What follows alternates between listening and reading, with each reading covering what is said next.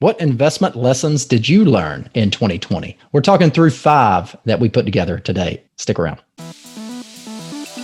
So, in talking through the investment lessons that we took away from 2020, let's jump into that first one, Mike. The stock market is smarter than all of us. Yeah, and it's been a crazy, interesting for someone in the investment professions like us. What an exciting year to see everything that has happened. I like to say over the long term, the market goes up with breaks. We had a really quick stop in March as the market dropped by about 34% from mid-February to March 23rd. But the amazing part is, what was the return from middle of March to the end of the year, Chad? I have an idea because we work together, but very good. It returned about 68%. Wow. And so it's amazing. So the first investment lesson is, you have to have a process, you have to have a plan, because the market can do unexpected things and it is smarter than you. And that's the reality. And I think it's important to ask how you responded during that situation. Did you, because we'll often hear when we ask about past investing history, we'll hear, well, I'm a buy and hold investor, right? But there's moments like that where you can actually have an additional benefit, right? Exactly. So if you responded with selling, or maybe even doing nothing, you missed an opportunity. And that's an opportunity where you need to think about, do you have a plan in place, and how do you make decisions when to buy and sell? And I think there was a great opportunity in March to make purchases, as well as doing something called tax loss harvesting to lower your 2020 tax bill. If you missed out, well, there might be future opportunities as well, but it's to make sure you have that plan in place. And our emotions play dirty tricks on us, because that fear of buying in too early in a decline can leave you paralyzed.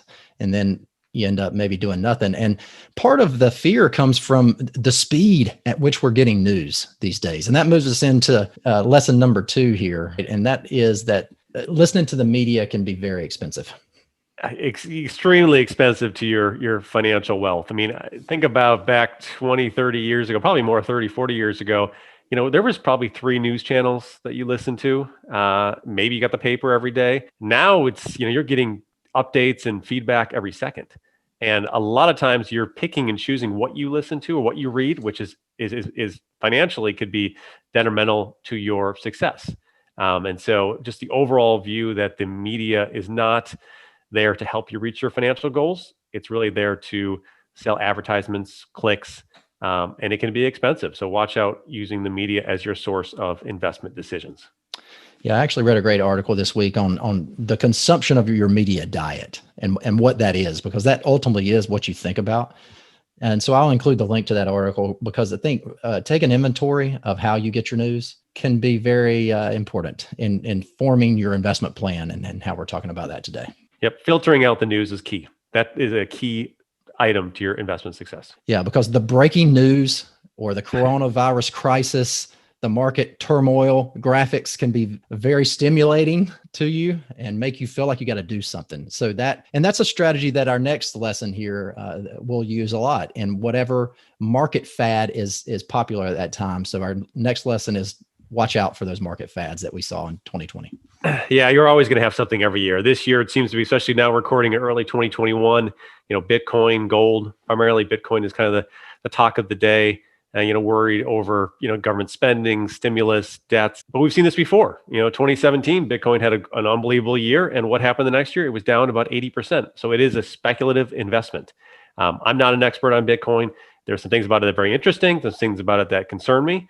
But just keep in mind, it does go through booms and busts. So make sure it's not, if you do purchase it, it's not going to materially impact your financial plan. It's nearly impossible to give advice on a speculative investment, but the only advice I would give is just understand why you're investing in it and what your end goal is, and try to scenario plan that out. And if you're okay with what happens on the negative side of things, then you've done your due diligence.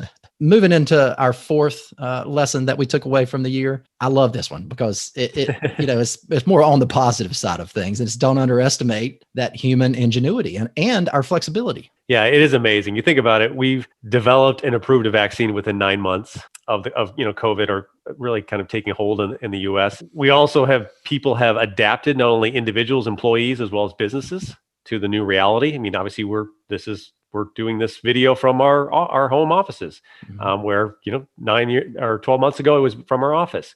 And businesses and restaurants have adapted as well to be able to service their customers. So, as you mentioned, Chad, don't underestimate human ingenuity, as it's more powerful than many people think. Yeah, when there's a problem, a true problem, humans come together in a way that it's very impressive, and I love that positive surprise aspect of it. And you have to allow for that in your investment strategy, because over time markets do go up more than they go down. It's just that speed of the drop it can really harm us on the emotional side of things. And then I'll throw in this fifth one here that I didn't mention that we talked about in our podcast, is that power of diversification. Just being reminded of how important that is when you're in a decline, to have that ability to make some purchases if that works for your situation. But you have to have the diversification in areas that aren't as risky potentially to have that opportunity.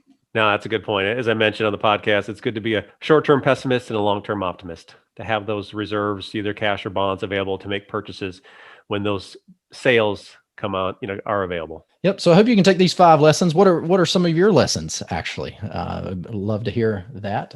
If you could send that to us. And you can also check out many of our other publications and or podcasts. We have over 125 now of those episodes, and many articles on our website at financialsymmetry.com. And if you don't want to miss the next video, you can subscribe so that you can catch that the next time.